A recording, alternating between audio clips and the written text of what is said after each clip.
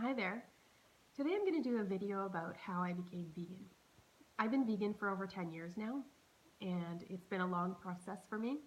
I was diagnosed back in 2005 with stage 3 breast cancer, and I did treatment for about 11 months. And fortunately, I went into remission, and knock on wood, I haven't had any signs of cancer since then.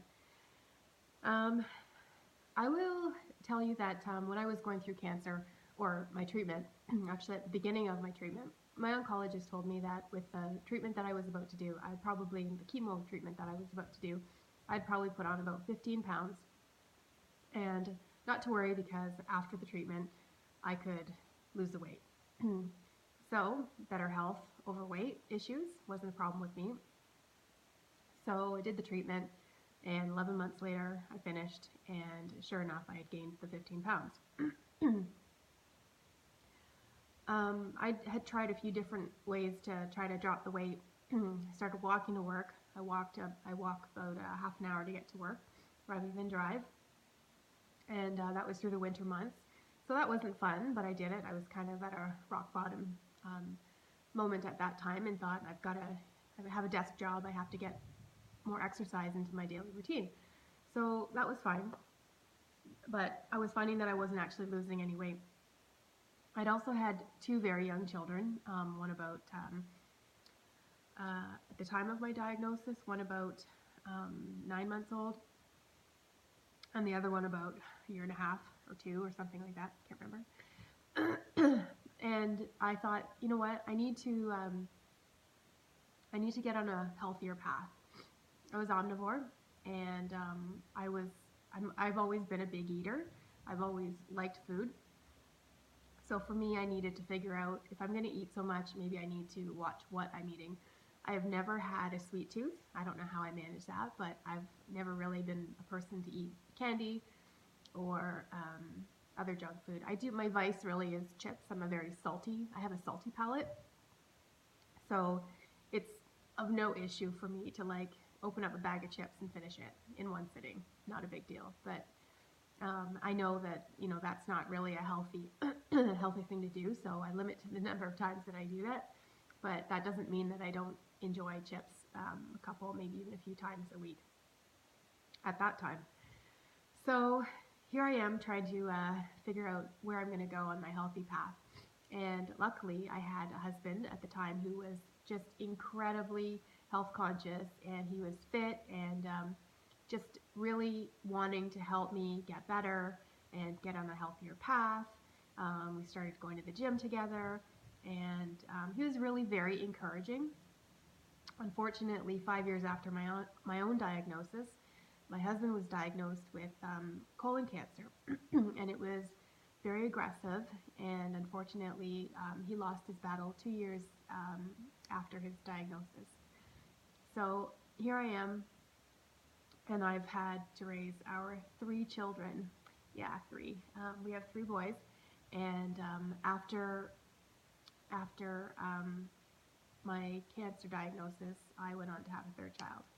Anyways, just get back to the path that I was going before. I was I was diagnosed with cancer. I did my 11 months of treatment, and then getting onto the healthy bandwagon, my husband and I decided to go to a seminar at a local health food store. And we went and we listened to a woman and her colleague, who are both naturopathic doctors, talk about naturopath. And we could just tell by her the way she was talking that she was very passionate about what she did. And by the end of the seminar, my husband and I were both convinced that we wanted to be her patients. So we gave her a call the following week and talked to her, and we decided that we were going to go visit her at her clinic and have a consultation. And let me just say this naturopathic doctor does it right. For a first time patient going to a naturopathic doctor, we hit the jackpot. She is not only passionate about what she does, but she lives what she speaks. Her clinic is completely eco-friendly and is in the middle of a farmer's field. It's a brand new facility. Her clinic is on the same property as her own home, and she just walks back and forth from her new build house to her new build eco-friendly clinic. And it's beautiful. I mean, she just wanted to do it right, and kudos to her. She's done a really great job. To this day, I'm still her patient. It's been, 12 years. However, I'm not a regular patient of hers. I go there when I feel like when I need some intravenous vitamin therapy, mostly right now.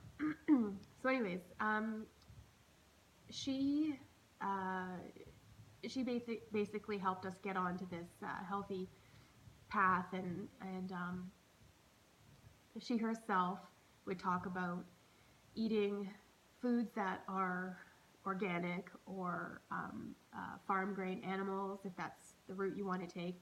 But we decided that after talking with her that there's more to it than that.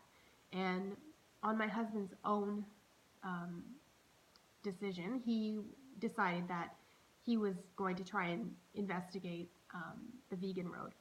And he just went full force. Like, he was a firefighter, and the guys at his hall one night watched a video about veganism, and I believe it was a documentary called Raw. And one of the statistics in the documentary was about breast cancer patients uh, who had taken on started with an omnivore diet and plant-based diet, and after breast cancer, after a diagnosis, he said that their chance of a reoccurrence would be 35%. That's pretty high in my books. And then he went on to say that someone who's had breast cancer and maintains only a plant-based diet, their chances of a reoccurrence are 0. Now, that's pretty awesome. Those are pretty high statistics to me, saying that it's never going to happen. Maybe I should say low statistics, I'm not sure. But that really stayed up here and made me think that maybe there's more to this. And you know what? Like, yeah, I've been eating meat and dairy and cheese my whole life. At that time, I was diagnosed, I was 33 years old. I'm 47 now. But I thought, there's got to be more to this. You know, I have 3 young children at this point now, or 2, sorry, I had 2. I've got to be on this planet to get them at least until their early 20s, and they're so young, so I need to do what I possibly can do to stay healthy and on this planet for them. So I gave in. I said to my husband, you know what, let's do it. Let's just become vegan. So him, myself, and our 2 young boys became vegan at that moment. And we did have meat in our freezers, which my husband said, I don't want to throw it away, so let's just finish what's in the freezer first and in the cupboards, and then we'll purge after that, and we'll start fresh from there. So we did that, but I kind of was already on the path of not eating meat, I think, by that time.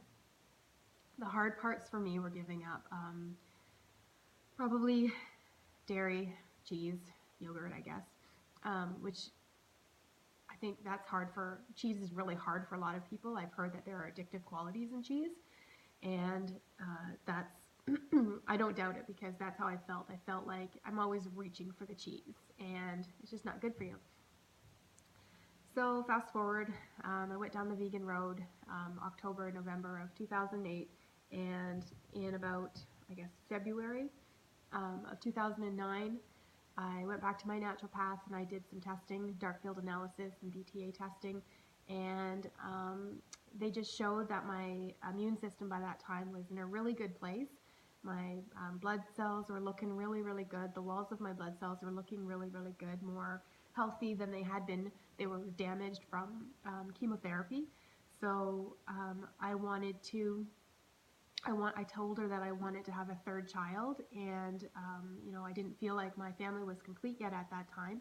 And so she said that she would do what she could, or not really do what she could to help me, but she kind of gave me the okay. She said, honestly, she's like, after doing the testing, she said, I just want you to know, I have never seen a triangle graph as beautifully as yours has, as in in my building period. And so I was so happy, and she said, "I think that you're good to go ahead and start start trying to have another child." So I brought the news back to my husband, and I told him at that time. I said, "Look," I said, "I've got my test back from the results back from my tests, and I just want you to know that the doctor was really, really pleased with my results, and she said that it was okay to start having another child." So he said, "Well, you know what? As much as I've told you before that I didn't really want to be a husband raising three children by myself," he's like, "the proof is in the pudding, and I see that you're healthy now. So let's do it." So it was 5 years after the birth of my second child before my third son came along. And he was born in November 2009, and he was what I refer to now as my little blessing. He is the one who has completed our family and made us um, the happiest family that we could have been. Fast forward 2010, in August, my husband was then diagnosed with aggressive colon cancer.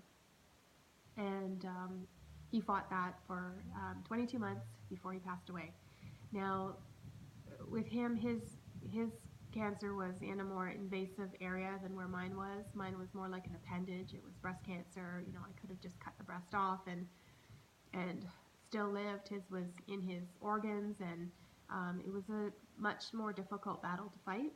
And we did our best to keep optimistic and keep pushing him through, but unfortunately, he wasn't able to to beat it, and we laid him to rest in May 2012. Anyways, so I just want you to know that I've had a lot of reason to become vegan, and I just, I've really wanted to just stay as healthy as I possibly can for my three boys, and really for myself, because who wants to be a parent that who's not able to play with their kids, who's not able to keep up with them and do the things that they're doing. My oldest is 15, and he's heavily into soccer. So he's not playing, well, he does play soccer year round, but right now he's not at a high level soccer, but he was before, and then he's going to be going back into high level soccer again soon. And my 14-year-old, he's not like an athletic type, but I like to encourage my kids to stay active and get out there and do things as opposed to sitting home and playing video games. So I get them outside as much as I can. So he also plays soccer. Right now he's only playing once a week, but in the summer he plays twice a week with his older brother. And then I have my 9-year-old who, in the winter, he plays hockey, and in the summer he plays soccer. So I have three soccer fellas who are running around in the summer in the heat, and they love to complain about it's too hot and whatnot. But anyways, I do what I can to encourage them to stay active. It's important for them, and in the meanwhile, it's things that I need to do along with them. Like go get out the soccer ball occasionally and kick the ball around, or I like to go for a run, and I've encouraged my boys to come with me. So even my 9-year-old has come out and done a run with me. And we'll do fundraising runs as well, which are also awesome. Two of my older boys, when they were younger and their dad was still alive, we did a colon cancer run for a local wellness center, and the boys really enjoyed that. My older son still asks me to sign him up for runs with me, and I haven't done that yet, but he will go outside and do a road run with me just as a practice run without that being an issue. Anyways, so getting back to why I chose to become vegan, I did it for health reasons. I did it to stay on this planet as long as I could for my children. I owe that to them. I owe that to my husband, who gifted me three beautiful boys. I could never have asked for a better gift from him. And so now I just want to quickly share with you a few cookbooks that helped me become passionate about being vegan. So when I started off, I didn't really have a lot of recipes, and I felt like I was eating the same things over and over and over again. I needed to keep up my protein, so I was throwing beans and everything. And I quickly learned about quinoa, and which is a full protein in itself, tempeh, seitan, and hemp hearts, which are great. All of these things, even like vegan protein powder, like I throw a lot of these things into meals in order to increase the amount of protein that I'm taking in. But it all had to start somewhere. So I went to our local bookstore, Chapters, big bookstore, I guess. And my very first cookbook that I picked up was this one right here.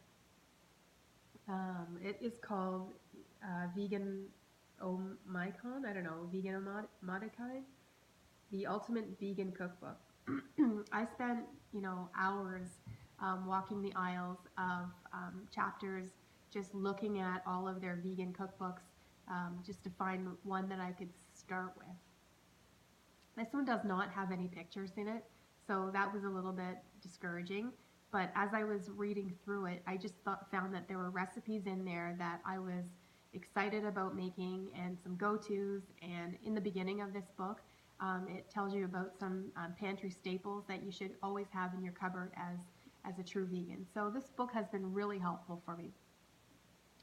Shortly after that, I decided that I wanted to increase my vegan cookbook repertoire, I guess I'll call it, but I wanted one with pictures in it. So I went to this one. This is awesome. I love this book. The pictures are phenomenal, and I love the authors. I will say that the pictures in this book are so incredible that my kids, I've encouraged my kids to go through these cookbooks and just pick items in there that they think that they might like, and that they'd like to have for dinner. So that's been really helpful. In my cookbooks, I do put these like little tabs in the sides in order to just find my certain recipes quicker than having to go to the index all the time and figure out what recipe I'm looking for. So this one's a really good one, and I highly recommend this one. My third favorite one is one that I guess I don't really need a cookbook for, but it was something that I had gone without for a really, really long time because I was vegan, and I needed to know what some alternatives were. I was missing pizza, and why? It's because I didn't have the cheese, and I love cheese, and to me, pizza just wasn't pizza without the cheese. Who wants to have a pizza without the cheese on it? So I found this cookbook. It's called Vegan Pizza, 50 cheesy, crispy, healthy recipes. And when they say cheesy, they don't mean cheese. It's more like cashew cheese or other alternatives. So the problem with the cashew cheese is that one of my children is anaphylactic to tree nuts, including cashews. So although I'm still not allowed to have cashews in my home, I don't make cashew cheese. There are definitely other sauces in this book that you can use to make a sauce for your pizza. And look at these pictures. These are all amazing amazing looking pizzas. And this book is full of awesome recipes, and it'll tell you how to make a vegan pizza dough, which pizza dough generally is vegan, but I really like this pizza dough recipe. And it'll give you recipes for lots of great pizza sauces, whether it be a red sauce, white sauce, or other sauces. But this is a really, really good book to add to your vegan cookbook repertoire. Another one that I have that I loved, it was a gift, and I got it early on. This one, it's called Vegan on the Cheap, and I got this from my sister as a gift. I can't remember if it was Christmas or birthday. They're a week apart, so I can't really remember. Anyways, this has been a really good book because this is it's exactly what it says. It's vegan meals that you can make without emptying out your pocketbook. I've made quite a few of these, and I love it for the salads, but I also love it for the ease of making it. It doesn't take long to make these recipes, and I always make extra. Sorry, I'm fighting a cold. I always make extra so that I can have leftovers for the next day, take them for lunch when I was working out of the home. And this has been a really, really good book. So I'm very grateful to my sister for gifting me this book because it's been a well-used cookbook. And another one that I will share with you, which I've also used quite a bit, it's called Everything Vegan. And I'd have to say this cookbook has the most number of tabs in it for recipes that I've used um, the most. And there's tons of recipes in here, and I love it. Um, Whether it's a salad, mostly it's, I mean, let me just go to the first one here. Cheddar cheese. Let me see if I can go in here. Find one. Cranberry pecan salad, chilled noodle salad with mango. I'm not a mango fan. My kids are though, so that's a good one for them. Let me see. Savory tofu and vegetables over tomato couscous. I mean, they all just sound really, really good, and I love them all. So those are my favorite cookbooks that I have right now, and I'm always adding. I do have more. I wouldn't consider all of my cookbooks to be vegan. I have found over the 10 years that I can just take a regular recipe and just substitute certain things or omit certain things. So if a recipe is calling for beef broth, I obviously will just substitute for vegetable broth, or I will put something else in it that I can use in it. Milk, you know, you would substitute your milk